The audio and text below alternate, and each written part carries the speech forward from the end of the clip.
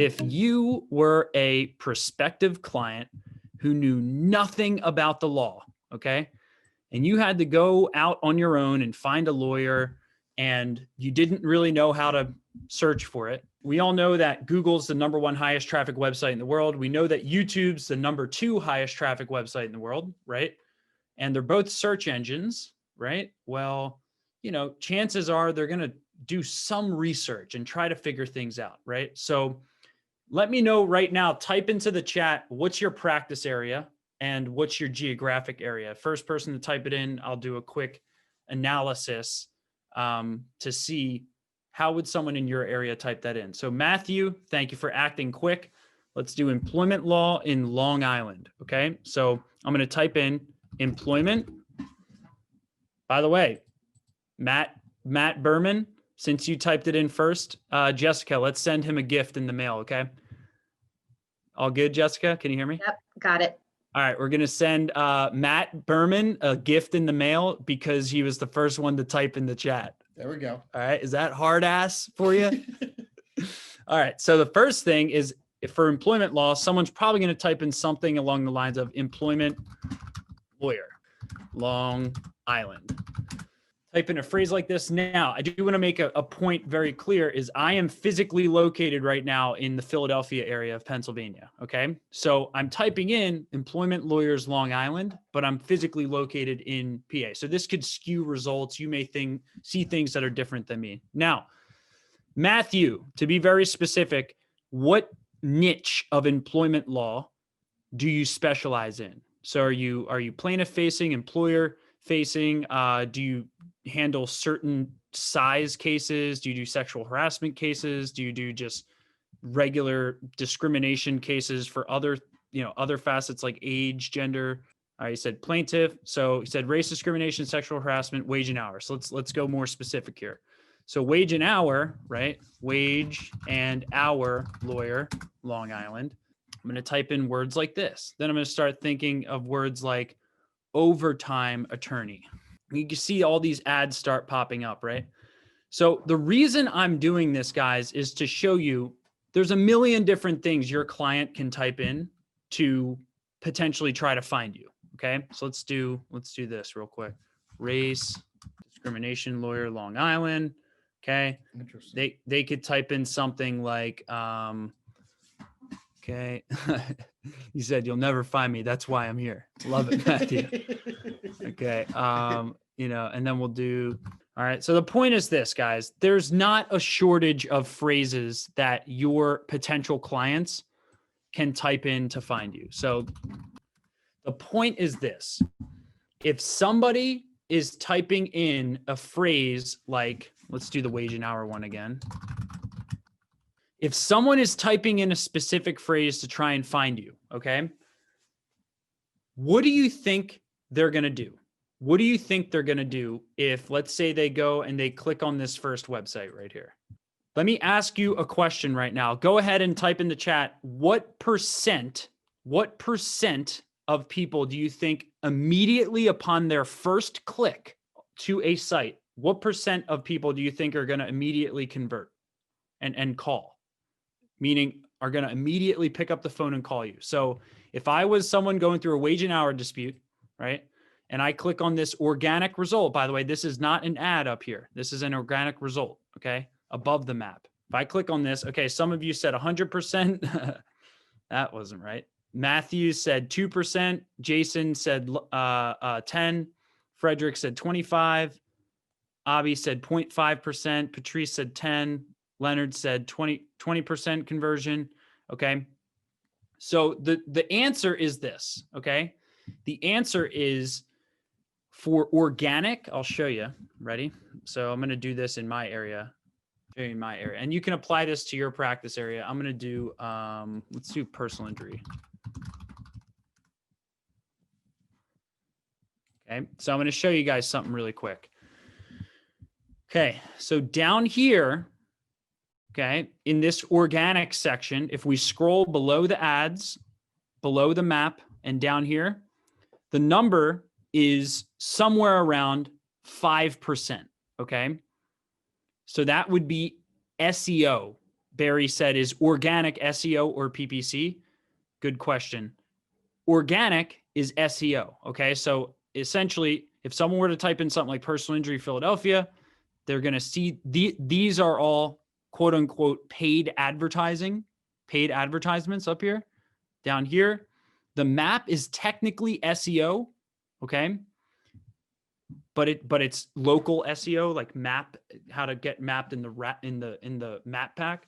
But down here, this is what we call the organic listing SEO section, okay, which is where there's actual page listings listed in vertical order. And the number here is 5%, okay? Meaning there's a 5% chance that if someone clicks through, like let's go to this one right here, okay? Someone clicks through to an organic page like this, only 5% of them are going to usually pick up the phone through organic and actually call you. Okay. Now, the next thing to think through, okay, is what percent of people who click on these ads, okay, are going to immediately pick up the phone and call you. And the truth is, on average, it's also on average usually a little bit north of 5%. So maybe around 7% or so across the United States for a high direct intent niche like personal injury. That would be like an average. Now, if you have a really good landing page so that when people click on this, that can go up to 15, 20 for employment law. It could be like 35% plus conversion rates. The point is this. Okay. The point I'm making here is this.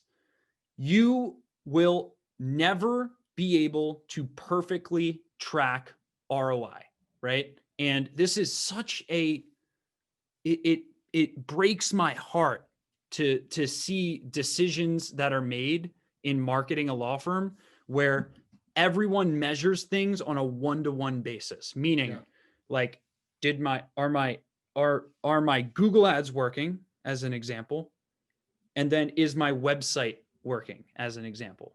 Or are my listing ads on Avo working versus is my website working, right? Or are my listing ads on FindLaw, or are my Facebook ads working, or are my website leads working? Why do I say website leads? Well, the truth is, okay, in most cases of advertising, whether it comes down to someone clicking on an organic listing, guys, think about this, okay? If the average is between 5 and 7%, okay, and if you have a good ad campaign, it can be 15 to 20% on the ads up here.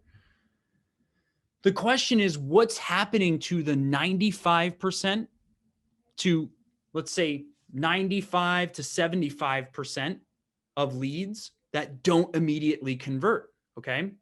What do you think is happening? So go ahead, type that into the chat right now. What do you think? What do you think someone who didn't immediately convert through their first interaction with your law firm's brand, what do you think they're going to do? Matthew just said they're backing out to check the other results. Patrice said they're shopping. Good point. Let's see. Angela said looking at reviews. James Long said go somewhere else. They go to YouTube or PPC. Frederick said looking at others. The bottom line, okay, is exactly what you guys just said. If they don't immediately convert upon their first click, okay, if they don't immediately convert through their first click, that's normal. That's them being a human being, right? How many times have you, okay, as a intelligent, successful attorney, how many times have you just unconsciously for a huge life decision, think about this, for a huge life decision, when people are going through a legal case, like Larry said today, Larry Levin, who spoke earlier, it's a 911 emergency in that client's world at that moment, right? In the client's world, it is like, this is my top freaking thing, right? Like it's a divorce. This sucks. It's consuming my mind. And now I have to call a lawyer, right? Or now I have to find a lawyer, which is the first step before they call. Again, 75 to 90%, 95% to 75%. Think about that. That is the majority of the leads. Yeah. Right. most of them are going to go and do more research. So for example, let's say I click on one of these ads, which I'm not going to do right now, right? Or I click on one of these organic listings like Rosenbaum injury law, okay? What's the next step I'm going to do? Well, some of you said they're going to go somewhere else. They're going to look at others. They're going to look at reviews. They're going to shop around. Well, the truth is, based on user behavior studies, it's about 50-50 in most cases. As long as you don't scare them away on like your website or whatever the page is, most people are going to go and do more research. They're going to type in Rosenbaum law firm reviews. I wanted to speak on this, is that 80% of users don't make it off the first page of Google, which is a really important fact, right? And what Bill's speaking to is that, you know, a certain amount are going to convert, but it's a very low percentage. Most of these people are going to click ads 3 to 4 times before they convert.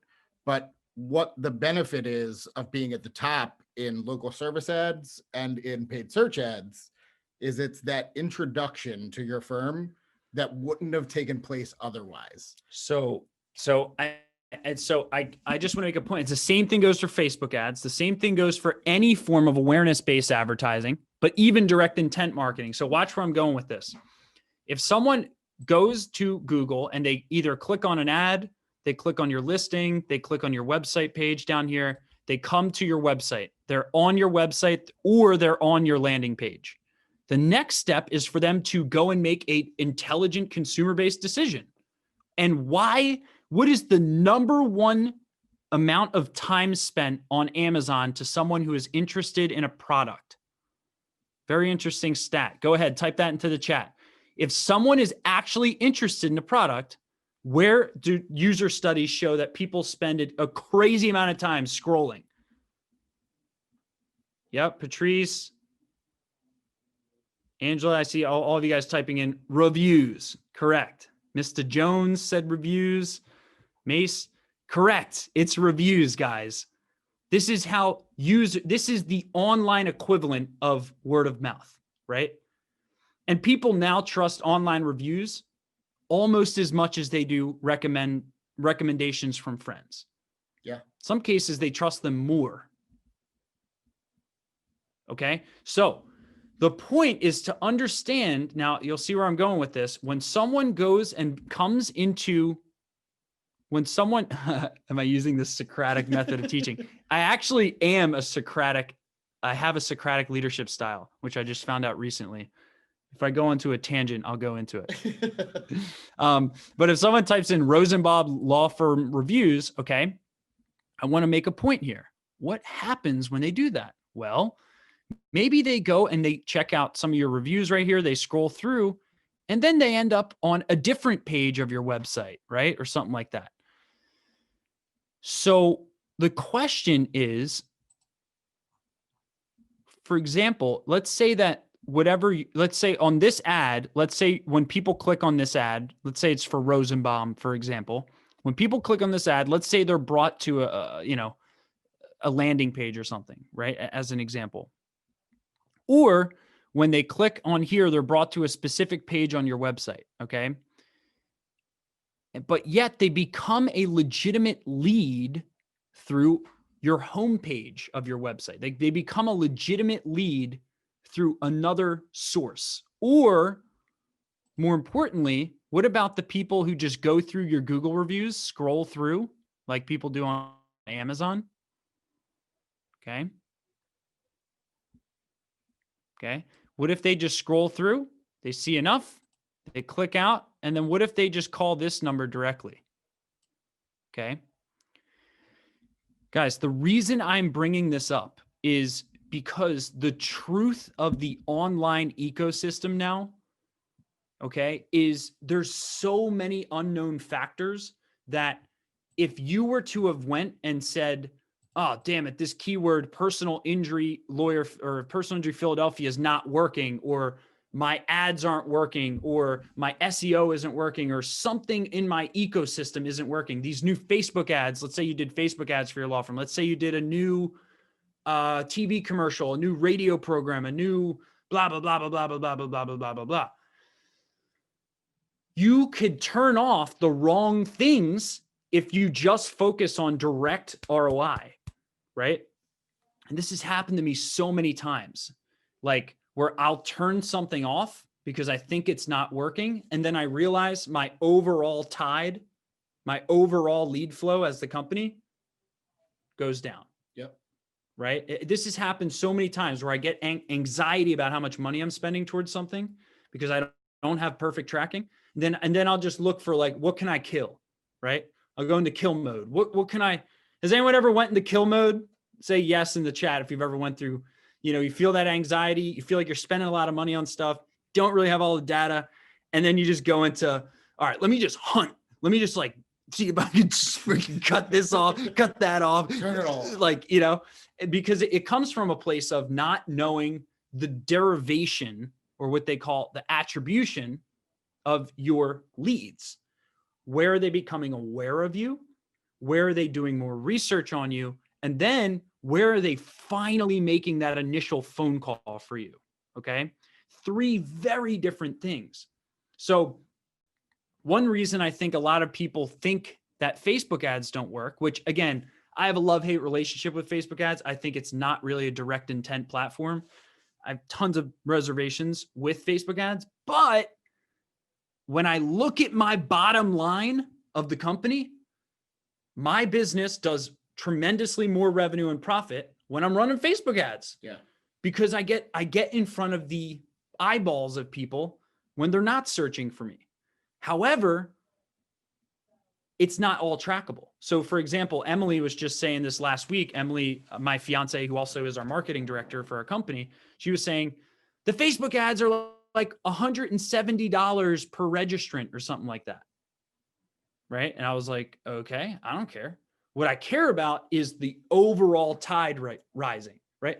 I could spend $1,000 per registrant, right? I could spend $1,000 to get a webinar registrant, and all I care about is the end result, right? And for example, let me just give a quick example on this. On Facebook ads, okay, what we've noticed is when we hold webinars like this, when we hold our Tuesday mastermind, we had 350 lawyers live at one time on our lawyer mastermind today at 11 a.m. Eastern, or 11:30 is when the call peaked, when Jordan Belfort came on. 350 lawyers at one time on our webinar today. Like, they're very hard to reach numbers. Now, this is how my brain thinks, and this is why the company is growing so quickly and we're making big investments. Is my thought is not what was the exact ROI of the Facebook ads. Was it 170 per registrant? Right? Andy Stickle and I are very different here. Like, Andy Stickle and I talk every week. We have an hour-long mastermind call every Wednesday at 5 p.m., 5:15. And I'm actually flying to his house on Saturday. We're spending all day Saturday at his house in Florida. And he is much more militant about if the cost per registrant or cost per lead, quote unquote, on Facebook ads or any channel is too high, turn it off immediately, right? And I look at it as, what does the whole ecosystem look like? So what I've noticed is for our webinars, for example, if I run those Facebook ads, okay, like Matt just said, he saw our Facebook ads. If I run those Facebook ads for 3 days prior to the event, right? Saturday, Sunday, and Monday, and then the morning of Tuesday before our Tuesday events, miraculously, my show up rate, the percentage of lawyers who registered that actually show up for the event, doubles, because there's that recognition that, oh, the event's happening on Tuesday. Oh, I registered for that. I'm still seeing ads for it. And it actually acts as a reminder for something they've already committed to, right? So for example, let's say you're a personal injury lawyer or a criminal defense lawyer or whatever practice area you're in, estate planning, employment law, etc., and you start running Facebook ads, okay? Think about this. Say you're whatever practice area you are, okay? DUI, any niche. And you get people to schedule consultations with your law firm, okay?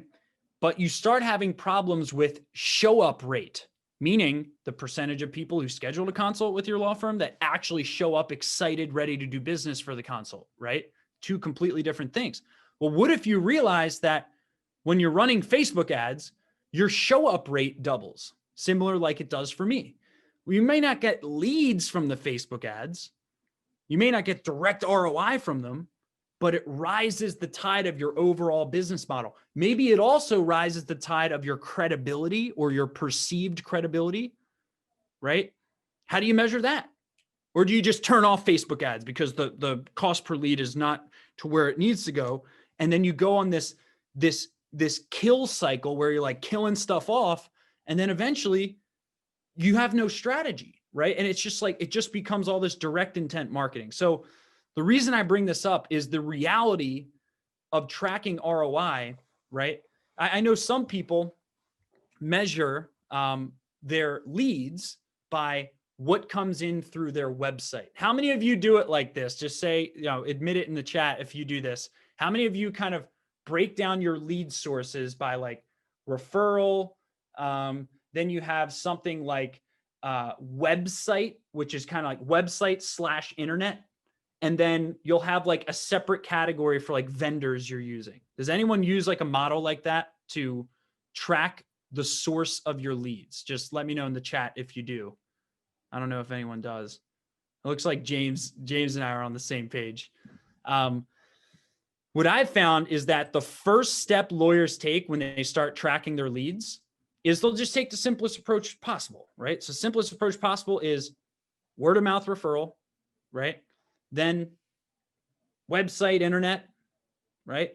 And then like vendors, right? Or like, third-party websites that you buy ads on, or like if you work with a marketing company, you'll like put them on a separate island or something.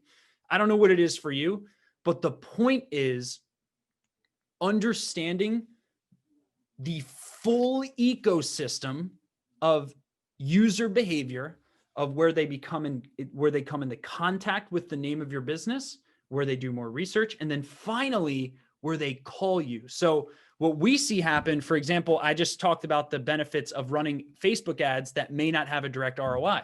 Well, let's kind of warp your head a little bit more here. How about for Google ads? Let's do a car accident lawyer, Philadelphia, right? So right here, you can see these local services ads showing up top right here. Lundy, Levin, Ciccarelli. Okay, you can see these 3 ads showing up in the LSAs. And then you can see these 2 ads showing up in the Google ads section. And then you can see all these things showing up in the map. And then you can see, again, all these organic listings down here. Okay, so think about this, guys. Think about this. Is anyone really like, and by the way, you don't pay per click if you do these things. Okay. So look, I'll show you real quick. On local services ads, you pay per lead, not per click. So I can click on these. All right. Now say yes or no in the chat. If looking at this, you as an informed potential personal injury client would immediately make a buying decision from a page like this. Capital. Yes or no? Okay. Of course not. I got 2 no's. All right. And everyone else is sleeping. All right. So it's not enough information. It's a weird logo photo, the name of the law firm, and then like a vague review thing, which really you don't know what percent of them are legit. You don't know. It's not enough information, right? Yeah. So people are going to try and do more research. Now, I want to ask you guys something. What do you think if someone comes into contact with your law firm through these 2 sources? Okay. I want to ask a question. Do you think the better cases for example, in PI, do you think the people who know they have actual liability and they know this could be a good case and their first call with a lawyer was like super promising? Do you think someone with a good case, or think about it in family law, if you're dealing with huge high asset cases, which is a lot of money on the line, do you think someone with a good case is going to do more research? or less? Go ahead. Let me know. Just make sure we're on the same page. More or less research if they have a good one. You're damn right. They're going to do more research, right? So this is another mind-boggling thing, right? Check this out. Guys, I love warping minds, man. This is so fun. All right. So look, has anyone ever heard the saying that all the leads that come through Google Ads or PPC are trash? Has anyone ever heard that before? That line? Yeah, you're right. You're right.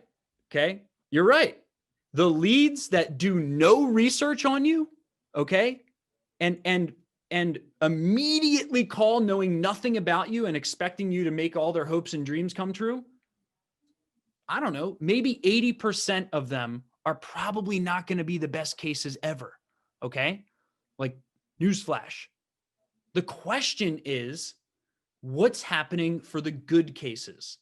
And is it really worth it to not show up anywhere at the top of the first page of the #1 highest traffic website in the world for the right keywords, for the right niches of your law firm? Is it really not worth it because of the direct? I see this in high-end family law like every day, where lawyers think that showing ads at the top of Google doesn't work because the 80% of leads that come in aren't like ready to think about the insanity here. They're not immediately calling you and so freaking ready, crying because they finally found someone that they can spend $15,000 with as a deposit immediately on the call. Like, you look at it, you zoom out and you're like, what the hell am I thinking? Yeah. Right? It comes down to one of two things. A, do you actually have good reviews online, right? Once they travel to your website, is your phone number front and center, and is it easy for them to contact you through a click to call number, right? The truth is this. The point I'm bringing up is that all of the best cases who know they have a case and who know they have something severe that they need help with are going to do more research, okay? So if you are committed to growing your law firm, you can't do it in an all or nothing mentality, okay? More importantly, on the highest traffic websites in the world, Google and YouTube, which are both search engines, you can't be looking at these as all or nothing things where it's like, oh, I'm gonna stop.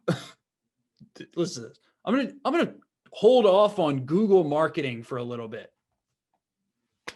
It's important too to not look at this in weeks or like a month, because it could be a 3-month time lag between when somebody starts doing that research and actually gives your firm a call or fills out a contact form.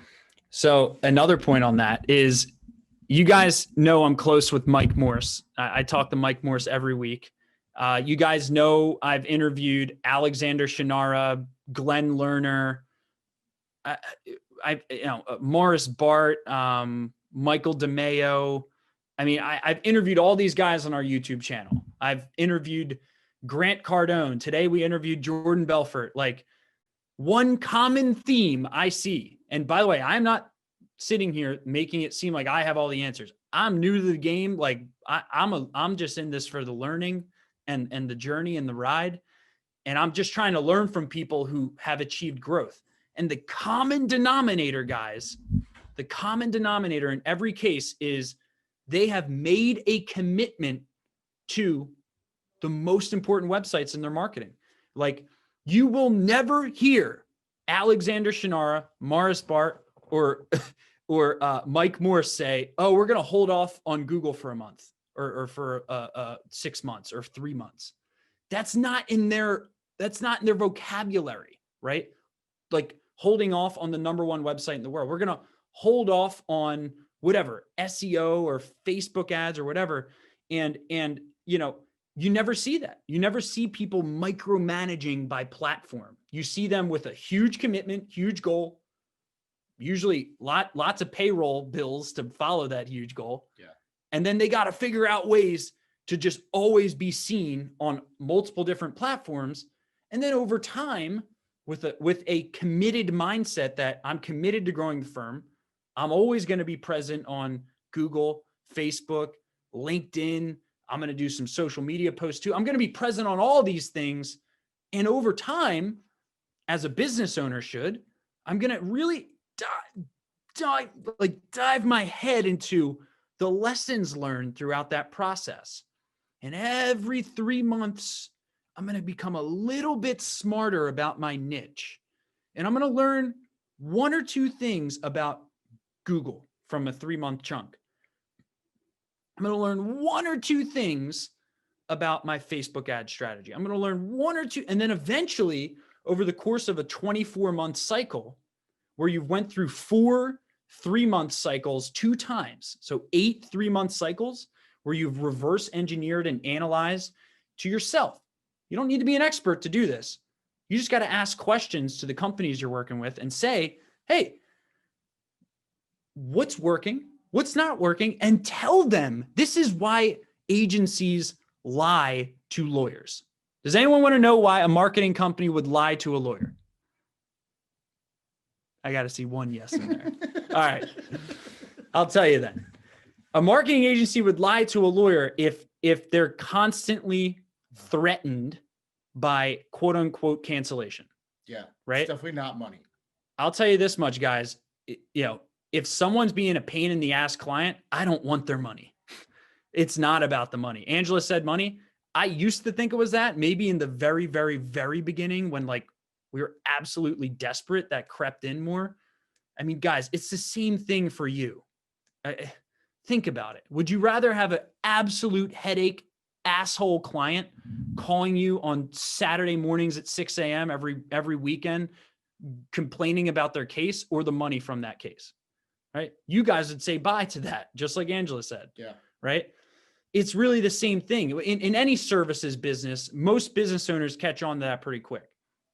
The point is this: if you are coming into every engagement you have with a company with, if it doesn't go right, I'm going to cancel, or the trial thing, the whole I'm going to try it for a 90-day trial, and that's really your deep-seated belief system with anything you go into, dude, the company you're working with, regardless of what the company is going to see right through that. And they're going to not want to break their backs for you because you're not coming into it with a constant learning mentality, right?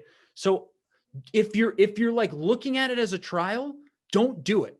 Whatever you're considering doing right now as a marketing initiative, don't do it until you've worked through in your own head, okay, this does make sense. I know I need to be on here. I'm willing to learn. I'm willing to go through the learning process. I'm willing to try things out. I'm willing to make it work long-term. I'm willing to every quarter, every 3 months, I'm willing to get smarter, right?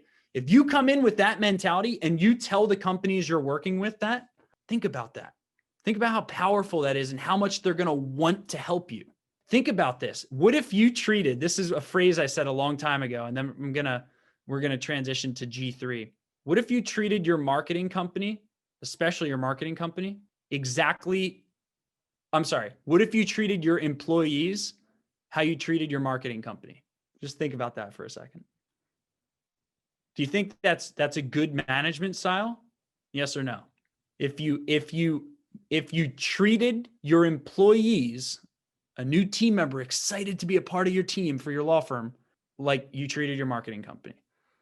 Extreme skepticism, thinking they're going to rip you off, absolutely wanting to find flaws in everything they do and immediately call it out, threatening them with firing them every single day. Not everyone's like this. A lot of lawyers are learning the game of marketing through a lot of painful experiences. And I think we're quite frankly going to have a revolution in legal marketing very soon, where lawyers understand the necessities rather than the options. But your employee would not be happy working for you if you treated your employees like you did your marketing company.